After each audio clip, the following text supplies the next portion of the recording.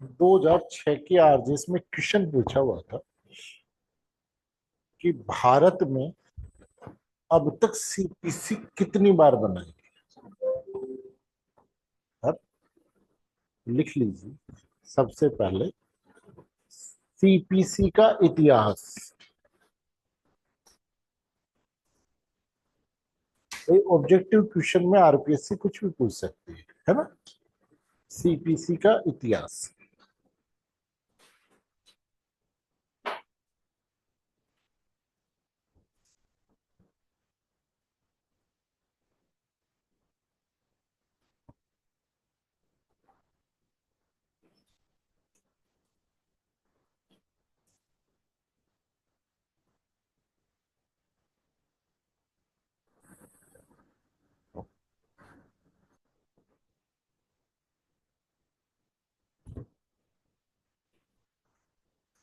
लिखिए भारत में 1859। भारत में 1859 में सर्वप्रथम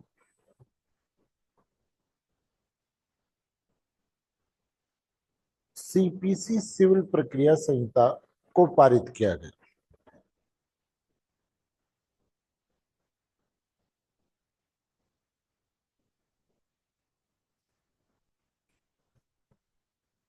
और यह सीपीसी प्रेसिडेंसी नगरों पर लागू नहीं होती। और यह सीपीसी प्रेसिडेंसी नगरों पर लागू नहीं होती थी।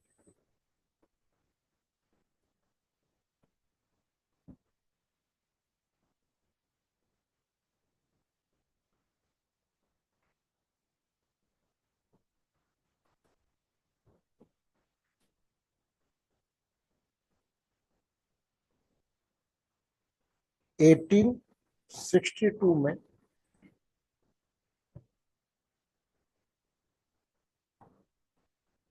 1862 में नई सीपीसी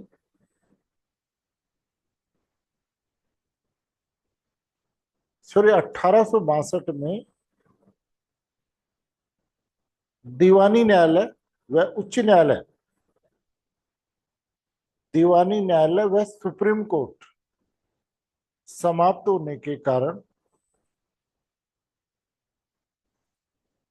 सदर या दीवानी न्यायालय और सुप्रीम कोर्ट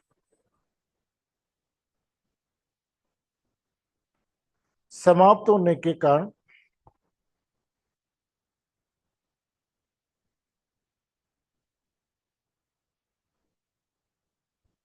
1877 में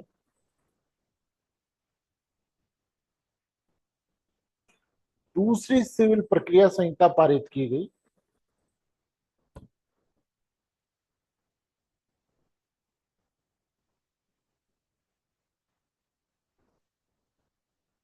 और 1882 में तीसरी सिविल प्रक्रिया संहिता पारित की।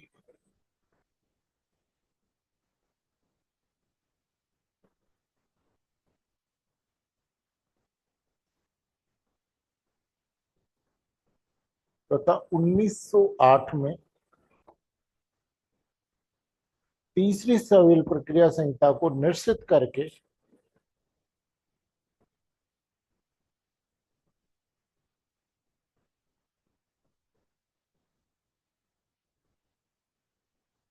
उसके स्थान पर नई सिविल प्रक्रिया संहिता पारित की।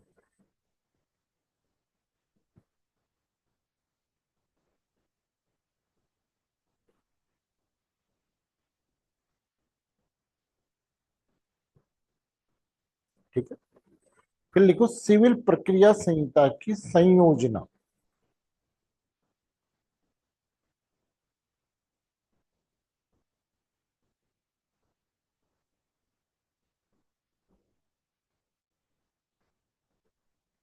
देखिए सिविल प्रक्रिया संहिता को दो भागों में बांटा गया है।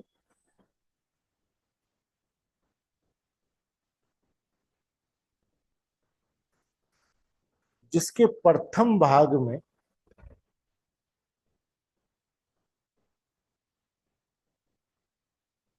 158 धाराएं हैं, 158 धाराएं हैं तथा भाग 2 में अनुसूची है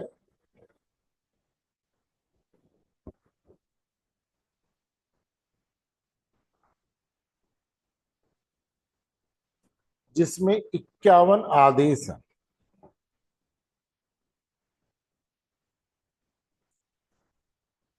धाराओं में सिविल प्रक्रिया संबंधी, सिविल मूल प्रक्रिया है ना, ओरिजिनल प्रोसीजर है ना, सिविल ओरिजिनल प्रोसीजर से संबंधित नियम दिए गए हैं जिनमें केवल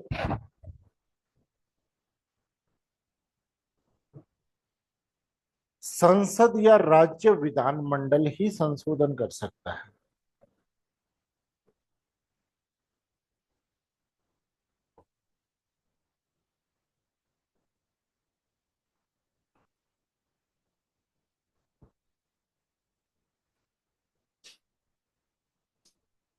दूसरा, तथा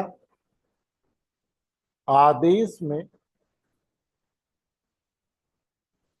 मूल प्रक्रिया विधि के नियमों का अनुसरण करने के लिए मूल प्रक्रिया संबंधित नियमों का अनुसरण करने के लिए प्रक्रिया संबंधित नियम दिए हैं, प्रोसीजर से संबंधित रूल्स दिए हुए हैं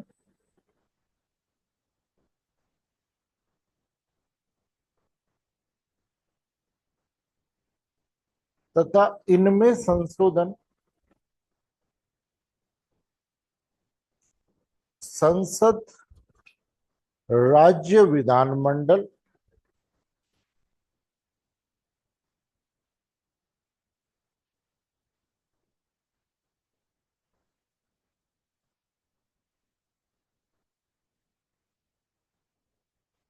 और उच्च न्यायालय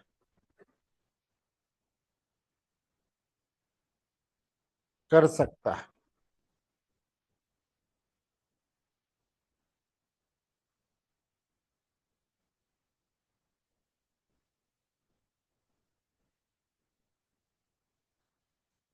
फिर नीचे लिखिए नोट,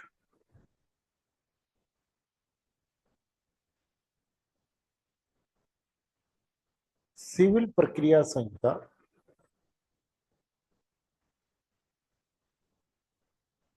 एक संपूर्ण प्रक्रिया, सिविल प्रक्रिया संबंधी सर्वांगीण विधि है, एब्सोल्यूट लॉ है, सर्वांगीण विधि है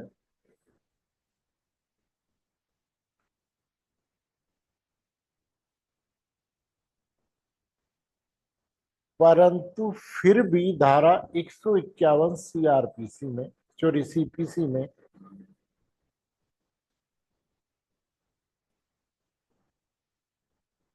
सिविल न्यायालय को अंतर्निहित शक्तियां दी गई हैं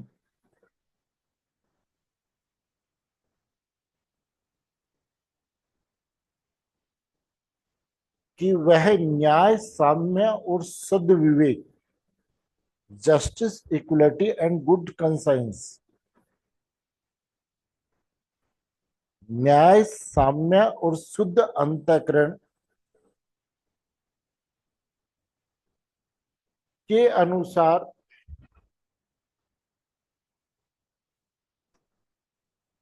परिस्थितियों को समाधान करने के लिए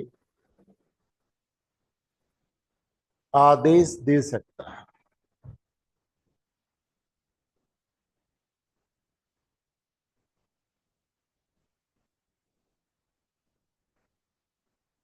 आगे बात समझ, तो सबसे पहले अगर आपसे पूछे तो हिस्ट्री से पूछेगा, कि पहले कब बनी, लास्ट में कब बनी, बीच में क्या बनी, कितनी बार बनी, इस प्रकार से।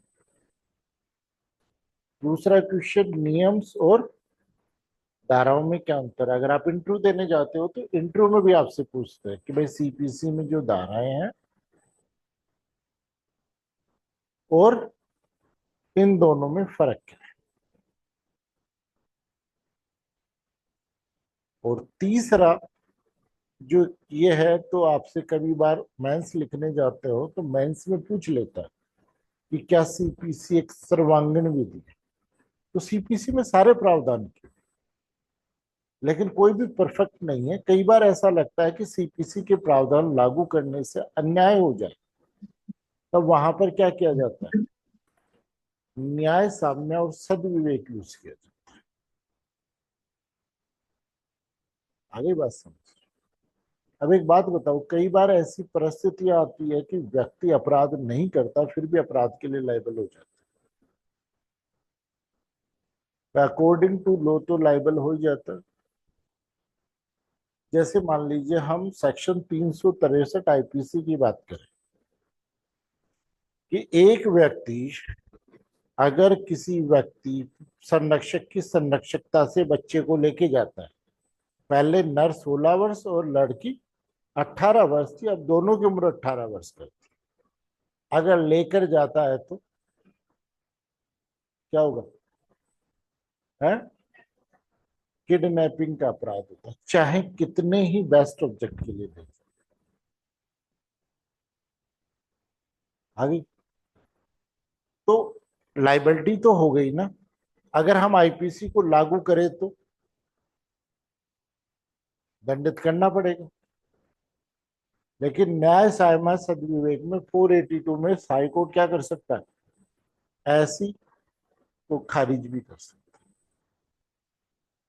एक बात बताओ, जहां किसी बच्चे का जीवन खतरे में हो रहा, बच्चे को लेके गई और सामने वाले ने रिपोर्ट दर्ज करा दी तो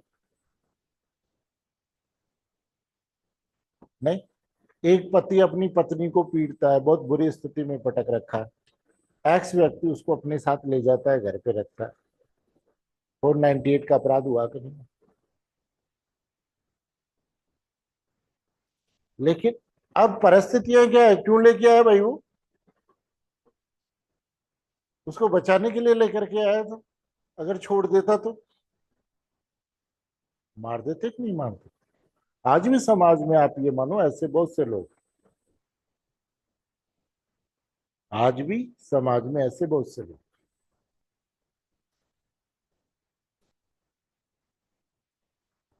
फिर तो कहने का मतलब ये है कि हमने ये नियम तो बना दिए, अगर लेकिन नियमों के आधार पर भी अगर देखा जाए और कहीं पर जस्टिस नहीं हो रहा है, तो कोर्ट उन नियमों को बियॉन्ड जाके भी जस्टिस कर सकता है। 151 ये कहता है। ठीक है। उसके बाद में सीपीसी स्टार्ट करते हैं। तो सीपीसी में सबसे पहले सेक्शन फर्स्ट, सीपीसी में सबसे पहले सेक्शन, देखो जो भी कोई एक्ट बनेगा उस एक्ट का सबसे पहले शॉर्ट टाइटल होता है। क्या होता है, शॉर्ट टाइटल, यानी संक्षिप्त नाम। नहीं, तो इसका शॉर्ट टाइटल क्या है, सिविल।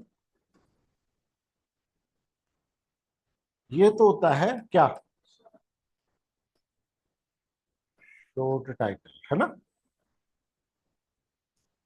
टाइटल। और लॉन्ग टाइटल क्या होता है, लॉन्ग टाइटल होता है इसके ऑब्जेक्ट के साथ, ऑब्जेक्ट के साथ हम नाम लिखते हैं तो ये लॉन्ग टाइटल होता है। तो सबसे पहले लिखिए सीपीसी का उद्देश्य क्यों बने। आरजेएस मेंस में पूछा हुआ क्वेश्चन, कि सीपीसी का उद्देश्य बताइए।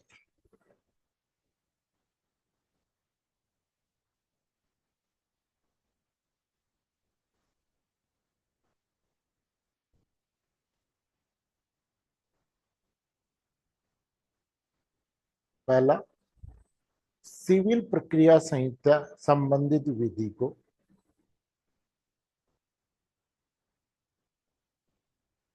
परिभाषित, डिफाइन, समेकन और संशोधन करने के लिए।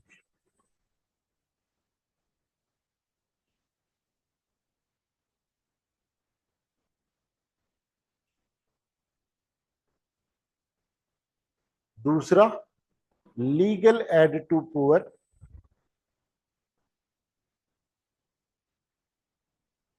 निर्धन को विधिक सहायता।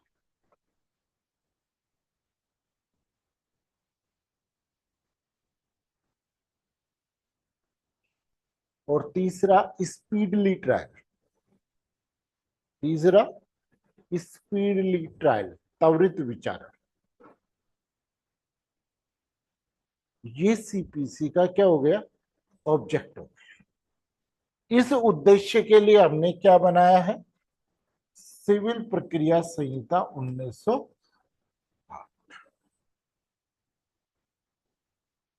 अब देखो, टाइटल से स्पष्ट है कि सिविल प्रक्रिया संबंधित, तो आपको इसकी नेचर समझ में आ गई, कौन से मामलों में लागू होंगे। भाई नेचर ऑब्जेक्ट में समझ में आ गई ना। तो देखो, जुडिक्शन कितने प्रकार का होता है? पहला नेचर का और दूसरा टेरिटोरियल जुडिक्शन। तो जैसे नेचर की बात करें तो नेचर यहाँ ऑब्जेक्ट से स्पष्ट हो रहा है, कौन से मामलों में लागू हो रहा है? सिविल मामलों में। तो ऑब्जेक्ट क्लियर हो गया कि इसकी नेचर कैसी है, सिविल नेचर का है, सिविल नेचर के वादों में लागू होगी। दूसरी बात करते हैं हम टेरिटोरियल जुडिक्शन की। तो टेरिटोरियल जुडिक्शन में ये कहा, संपूर्ण भारत पे लागू होगी।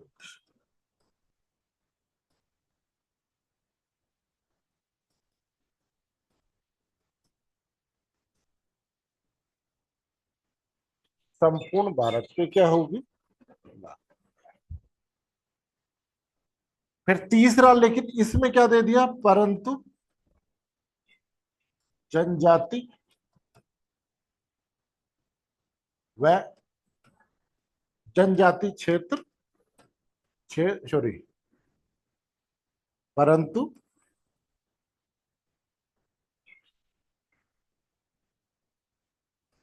नागालैंड व जनजाति क्षेत्रों में यह इसके प्रावधान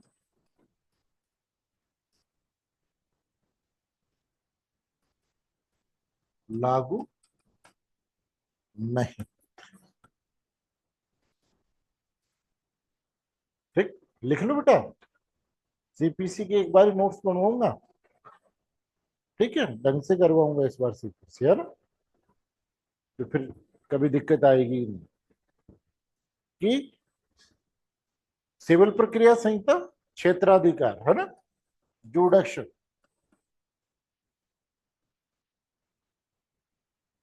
कि संपूर्ण भारत पे लागू होगी, परंतु नागालैंड व जनजाति क्षेत्रों पर इसके प्रावधान लागू नहीं होंगे।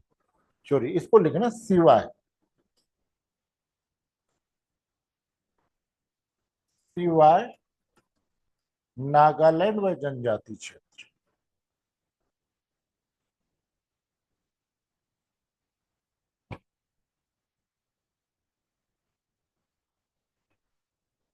परंतु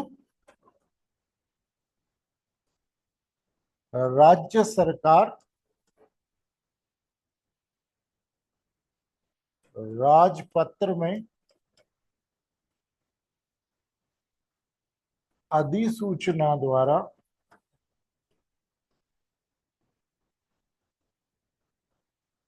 परंतु राज्य सरकार अधिसूचना में द्वारा संपूर्ण नागालैंड या जनजाति क्षेत्र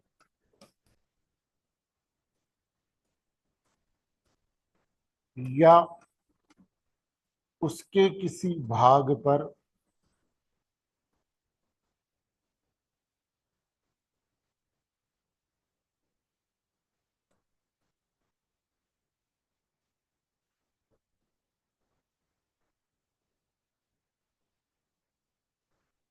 अनुपूरक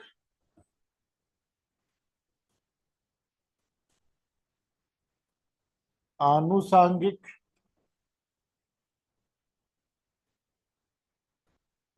या पारिमाणिक उपांतरों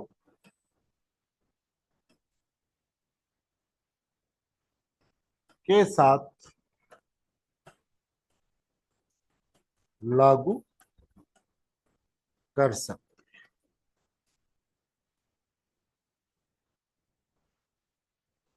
ठीक, देखो हमारा कॉन्स्टिट्यूशन कब बना? 1950। कॉन्स्टिट्यूशन कब बना? 1925। अब जब हमारा कॉन्स्टिट्यूशन बना उस वक्त एक क्वेश्चन अराइज कि हमने आर्टिकल 14 में लिखा क्या कि राज्य क्या करेगा? राज्य क्या करेगा? राज्य नागरिकों को विधि के समक्षमता यानी इक्वलिटी बिफोर लॉ या विधियों के समान संरक्षण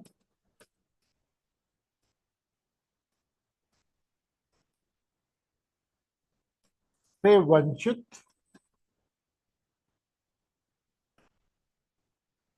नहीं करेगा। दो वर्ड यूज किए, नागरिकों को विधि के समक्ष क्षमता और विधियों का समान संरक्षण। बीच में कनेक्टिंग वर्ड लगाया या और इक्वलिटी बिफोर लॉ और इक्वल प्रोटेक्शन। ये हमारा कॉन्स्टिट्यूशन में। अब क्या था कि भाई हम फंडामेंटल राइट दे रहे थे तो फंडामेंटल राइट में हमने भाई फॉलो किसको कर रहे थे? इंग्लैंड। भाई एक बात बताओ, हम सबसे पहले गुलामी कर रहे थे। इतिहास भारत का क्या है? गुलामों का देश। वे सबसे पहले तुर्क आए, तुर्कों की गुलामी की। फिर मुगल आ गए, मुगलों की गुलामी की। फिर उसके बाद में अंग्रेज आ गए, अंग्रेजों की गुलामी की। और जो राजा महाराजा थे उनकी भी हमने गुलामी की। हमारे पास कोई राइट नहीं। आगे बात समझ। यानी 15 अगस्त 1947 तक हम गुलाम थे और उसके बाद भी गुलाम थे।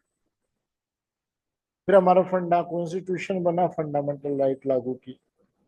जब हम फंडामेंटल राइट बना रहे हैं तो हमने इंग्लैंड की तरह स्वतंत्रता तो भोगी नहीं। तो जैसे इंग्लैंड वालों ने स्वतंत्रता भोगी वैसी हमने तो भोगी नहीं। अब हमारे तो कुछ व्यक्ति इंग्लैंड गए और इंग्लैंड गए तो उन्होंने देखा कि यार इंग्लैंड में बढ़िया सिस्टम। सलमान खान और सलमान खान का भाई भी गया, वीर पिक्चर में नहीं गया था? गया। तो जब हम वहां पर गए तो हमने वहां पर देखा कि यार यहाँ तो बहुत बढ़िया सिस्टम है, डेमोक्रेटिक सिस्टम है। हर व्यक्ति के पास समानता का अधिकार है। कोई छोटा नहीं, कोई बड़ा नहीं। भारत में तो बड़ा खराब काम। कोई जाति के नाम पे, कोई धर्म के नाम पर, जाति की भी उपजाति के आधार पर नहीं, बहुत डिवाइडेशन हो रखा है। अब इक्वलिटी तो हमारे को कैसी चाहिए?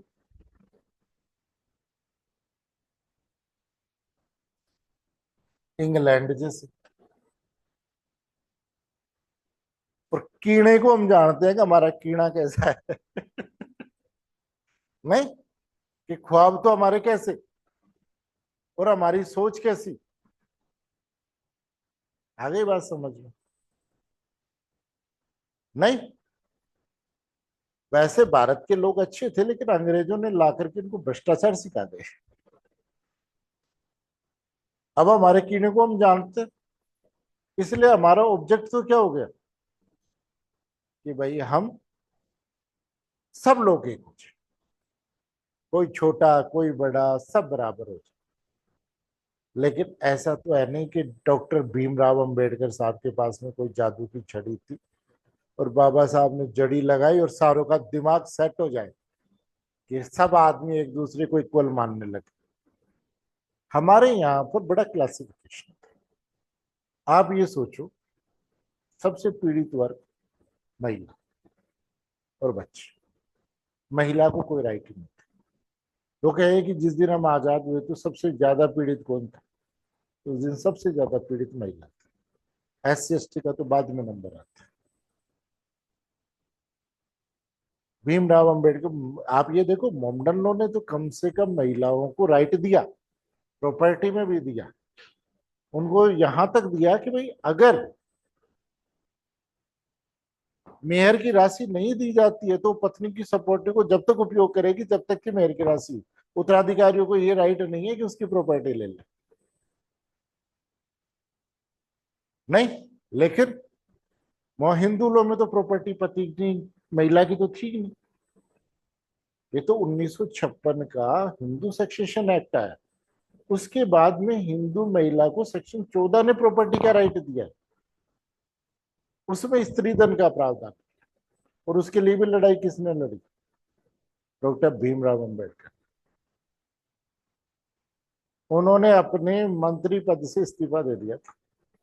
वो कहा या तो ये बिल पारित करो नहीं तो मेरा इस्तीफा। हिंदू कोड बिल, अगर ये पारित नहीं हो रहा है तो मेरा इस्तीफा। और वो भी पंडित जवाहरलाल नेहरू को भी पता था कि भीमराव अंबेडकर का इस्तीफा लेकर और अगले साल चुनाव लड़ना है, इसका मतलब 10 सीट भी नहीं मिलेगी। अगली बार के प्रधानमंत्री कौन होंगे? डॉक्टर भीमराव अंबेडकर। कुर्सी तो सबको प्यारी थी, तो उनकी बात माननी पड़ी और महिलाओं को राइट करना। तो जो सबसे ज्यादा, जिस दिन भारत आजाद हुआ, हम सोच तो क्या रहे हैं,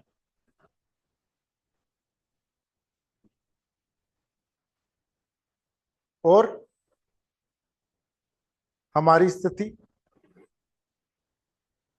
कौन कौन दुखी? सबसे पहली पीड़ित महिला। दूसरा, बच्चों को केवल पैदा करने का काम था पुरुषों का, केयर और प्रोटेक्शन जैसी कुछ नहीं। नहीं, क्योंकि पहले के आदमी 15-16 बालक पैदा करते थे। क्यों? अगर 2-4-5 मर भी जाए तो कोई बात नहीं है। नहीं, कोई बात नहीं है। नहीं, तो कोई केयर और प्रोटेक्शन नहीं। फिर उसके बाद में तीसरा वर्ग आ गया, दलित वर्ग।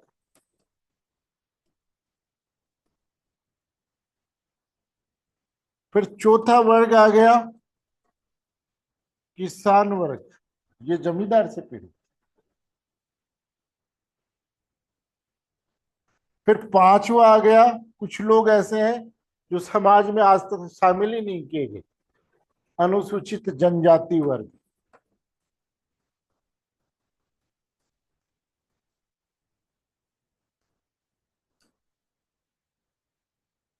इसलिए हमने ऑप्शन में ये रूल क्या डाल लिया, ये डाल लिया। वो तो हम चाहते हैं, लेकिन हमारी स्थिति ये है कि हम चाहते तो इक्वलिटी, लेकिन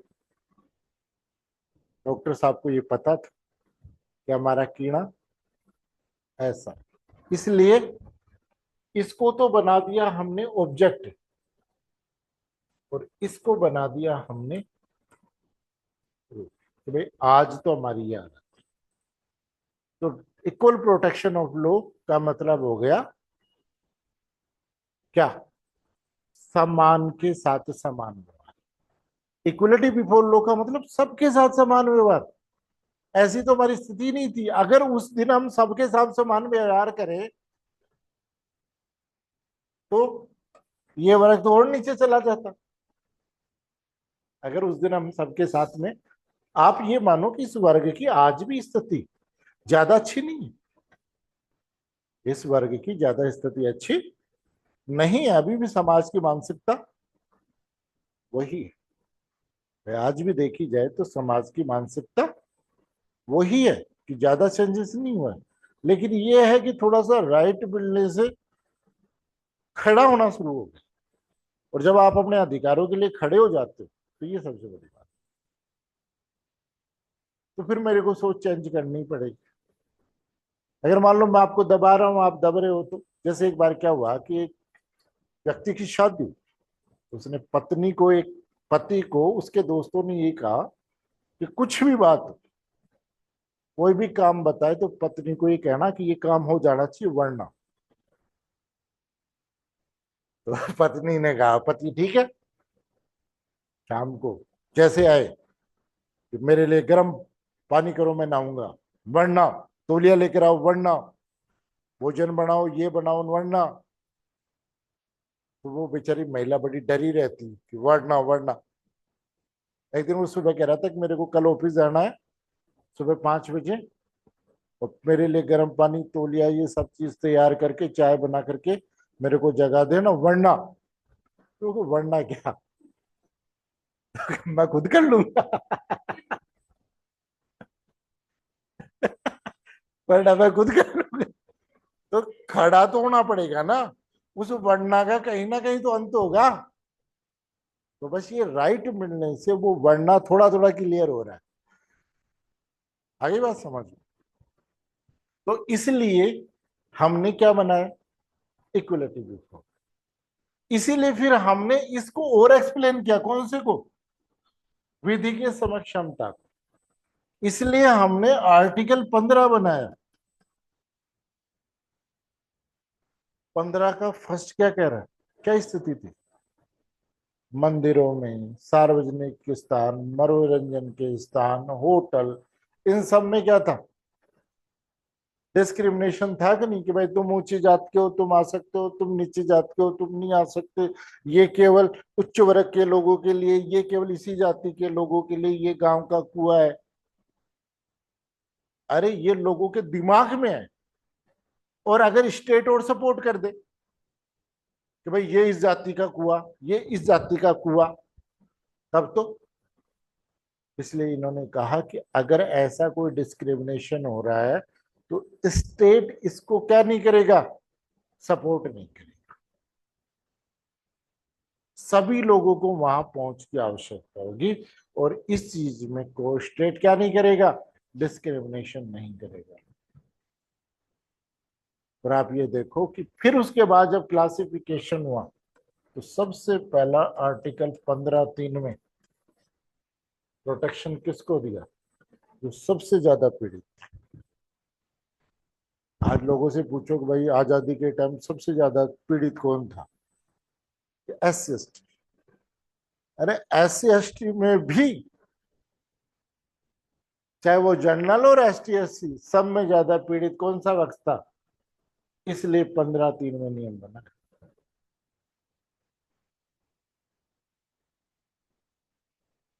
ठीक है। फिर फिर नंबर आया किसका? समाज का सामाजिक, है ना, रूप से पिछड़ा वर्ग, जिसमें विशेषता SC ST। फिर नंबर किसका है? SC ST। अब हमने SC और ST को, और किसके लिए? महिला और बच्चों के संबंध में कॉन्स्टिट्यूशन में नियम बनाने का वो कर दिया। क्या कर दिया? प्रावधान कर दिया कॉन्स्टिट्यूशन कि भाई इनके लिए क्या किया जा सकता है? स्पेशल प्रोविजंस किए जा सकते हैं। अभी बात समझ? ठीक है भाई। स्पेशल प्रोविजंस कर दो। अब हमने स्पेशल प्रोविजंस कर दी। अब स्पेशल प्रोविजंस करने के बाद में फिर हमने आर्टिकल फर्स्ट कॉन्स्टिट्यूशनल अमेंडमेंट से 16(4) भी जोड़ा। देखो नियोजन में मूल संविधान के अंतर्गत वो नहीं था आरक्षण, फर्स्ट कॉन्स्टिट्यूशनल अमेंडमेंट से आरक्षण दिया। अब हम ये कह रहे हैं कि साहब एससी को आरक्षण दो, आरक्षण। अरे वो क्या भाई, आइडेंटिफाई भी तो करो कि एससी कौन है, राष्ट्रीय कौन है। नहीं, तो इसके लिए एक आयोग गठित किया गया 1953 में, जिसका नाम था काका कालेकर आयोग। भाई देखो, महिलाओं और इनको तो आइडेंटिफाई करने में कोई दिक्कत थी क्या? कोई आयोग गठित करना था क्या कि महिला कौन होगी, बच्चे कौन होंगे?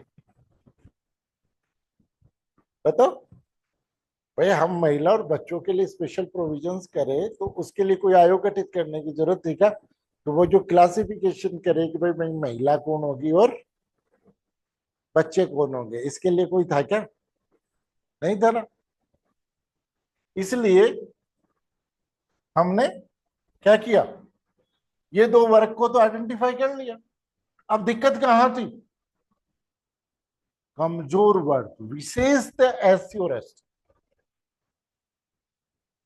वो क्या, एससी और एसटी में कौन है? इसके लिए काका कालेकर आयोग की क्या गठन किया गया, और वो तय करेगा कि काका कालेकर आयोग में कि भाई एससी और एसटी को आइडेंटिफाई। उसने 1955 में अपनी रिपोर्ट दी। उसने ये कहा कि एससी और एसटी का आधार जो है वो है जाति। क्या है भाई? आरक्षण भी किसके बेस पे दिया गया? जाति पे। कि क्लासिफिकेशन का आधार कौन सा होगा? जाति। तो इन्होंने कहा कि जाति कौन सी, तो सबसे पहले इन्होंने एससी की बात कही कि वह जातियां जो समाज की मुख्य धारा में। कहां पर है? Man stream of the society. कहां पर है? समाज की मुख्य धारा में, मैन स्ट्रीम ऑफ सोसाइटी। समझिए। अब एक बात बताओ, आप अपने घर में रहते हो, कदर कुछ भी नहीं हो आपकी, लेकिन घर के रूल और रेगुलेशन तो पता है ना। कदर नहीं करते वो बात अलग है, घर वाले, लेकिन है घर में क्या चल रहा है ये तो सब पता रहता है कि नहीं रहता? तो ये मान लो पीड़ित पक्ष है, लेकिन समाज की मुख्य धारा में है, तो समाज के रूल और रेगुलेशन तो पता है ना। दूसरा, समाज की मुख्य धारा में है जिन्हें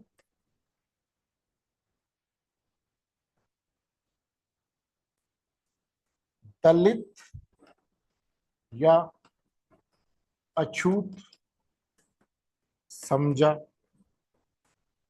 जाता है, और सामान्यतः निम्न श्रेणी का कार्य। इस श्रेणी को उन्होंने इस वर्ग के आधार पर क्लासिफिकेशन भी किया है। जो आयोग की रिपोर्ट आई है ना, उसमें काम को भी बांटा है कि ये काम किसके माने गए हैं? निम्न श्रेणी के माने। ठीक। अब ये एससी समाज की मुख्य धारा में है,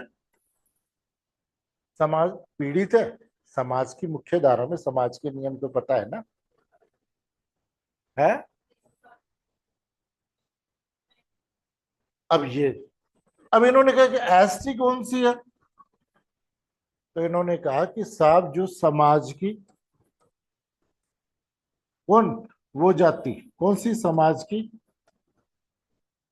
मुख्य धारा में नहीं है, और सामान्यतः जंगलों में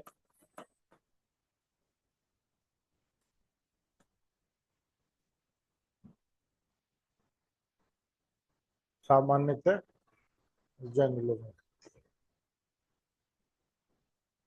एक चीज मैं बताऊं, अगर किसी बच्चे को घर में रखा जाता है, चाहे वो कुछ बने ना बने, लेकिन छोटे बड़ों के इज्जत करना और संस्कार उसमें रहता है। और जिस बच्चे को हम हॉस्टल में भेज देते, वो बच्चा चाहे कुछ भी बन जाए, वो रेस्पेक्ट देना बंद कर देता है, यहाँ तक कि अपने माता पिता को नहीं देता। तो जो बच्चा समाज से बाहर चला गया, यानी हॉस्टल में चला गया, उसको फिर हॉस्टल की लाइफ पता होती है। मान लो आपने छठी क्लास में किसी बच्चे का एडमिशन हॉस्टल में करवा दिया, कोई होली दिवाली माता पिता के पास में आता है, कोई घंटा 5 मिनट सप्ताह में एक बार बात हो गई, उसको क्या पता परिवार परिवार क्या होता है। किसी दिन वो कलेक्टर भी बन गया तो वो किसी की परवाह नहीं करेगा, उसमें इमोशंस खत्म हो जाएंगे, वो बच्चे में इमोशंस होंगे ही नहीं। अब ये वही बच्चा है जो हॉस्टल में बैठा है, कहां पर, समाज की मुख्य धारा में नहीं है, कहां पर बैठा है। तो इसको कैसे समझ में आएगा कि समाज के नियम क्या है। ठीक है। और मुख्यतः क्या, फॉरेस्ट प्रोडक्ट, वन्य उत्पाद व चोरी, लूट, डकैती। जब आदमी में इमोशंस ही नहीं है, तो अपराध करने में कहां डरो। किसी ने बताया नहीं कि ऊपर भगवान बेटा देख रहा है, इमोशंस कहाँ आएंगे। आजीविका के मुख्य साधन। अब एक बात बताओ,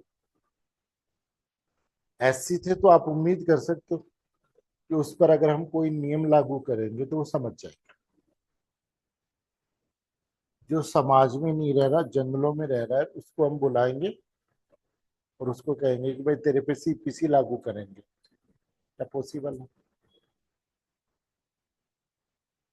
इसलिए सबसे पहले स्टेट को रेस्पॉन्सिबिलिटी, सीपीसी ने क्या किया, स्टेट को, भाई नागालैंड पूरा जनजाति क्षेत्र, उसके अलावा बाकी भी जनजाति क्षेत्र, तो सबसे पहले स्टेट की, वहां के राज्य सरकार की, सेंट्रल गवर्नमेंट की नहीं, किसकी, पहले इन क्षेत्रों और नागालैंड में रहने वाले लोगों को पहले समाज की मुख्य धारा में लो। आपको एक चीज मैं बताऊं, जो भी उस तरफ से आते हैं ना, पूर्वी से, नहीं, वो दिल्ली वगैरह में एडमिशन लेते, उनके साथ भी बड़ा डिस्क्रिमिनेशन। आगे बात से, तो वो कहता है कि पहले इनको क्या करो, समाज की मेन स्ट्रीम में लो।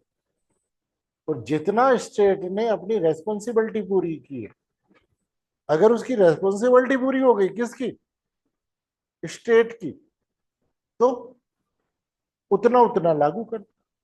यानी अगर सभी को आपने समाज की मुख्य धारा में लिया है, तो संपूर्ण नागालैंड हो जनजाति क्षेत्र, पार्टली लाए हो तो पार्टली, जितना आप मुख्य धारा में लाए हो उस हिसाब से आप सीपीसी को उपांतरणों के साथ, मॉडिफिकेशन के साथ में क्या कर सकते हैं, चेंजेस के साथ में लागू कर सकते।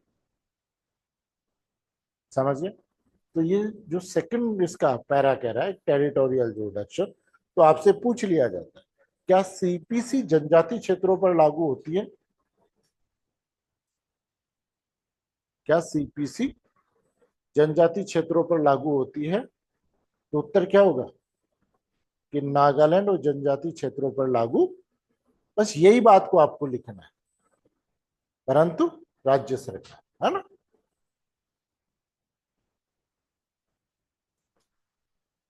फिर तीसरा,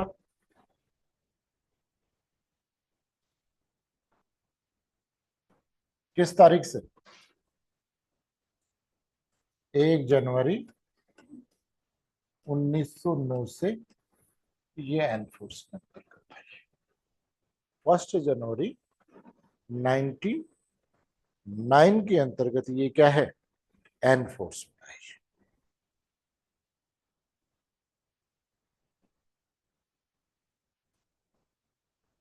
फिर आता है डेफिनेशंस। फिर नेक्स्ट आता है डेफिनेशंस। डेफिनेशन को हम बोलते हैं इंटरप्रिटेशन क्लोज। ये जो वर्ड है ना आगे सीपीसी में यूज होंगे, तो इन वर्डों का मीनिंग क्या लें। तो देखो जब आप इंटरप्रिटेशन पढ़ते हो तो किसी भी कानून का दो प्रकार से इंटरप्रिटेशन, पहला होता है लॉजिकल ग्रामेटिकल और लिटरल इंटरप्रिटेशन, और दूसरा होता है लॉजिकल इंटरप्रिटेशन। तो उन्होंने कहा ग्रामेटिकल और लिटरली इंटरप्रिटेशन कर रहे हो तो इनका मीनिंग ये होता है, लेकिन अगर ग्रामेटिकल इंटरप्रिटेशन करने से अर्थ नहीं आ रहा है तो हम कैसे करेंगे, लॉजिकल इंटरप्रिटेशन करेंगे, तो उससे अर्थ चेंज हो सकता है, अदरवाइज अर्थ ही होता है। ठीक है, डेफिनेशंस को हम कल 5 मिनट बाद में हम एविडेंस करेंगे।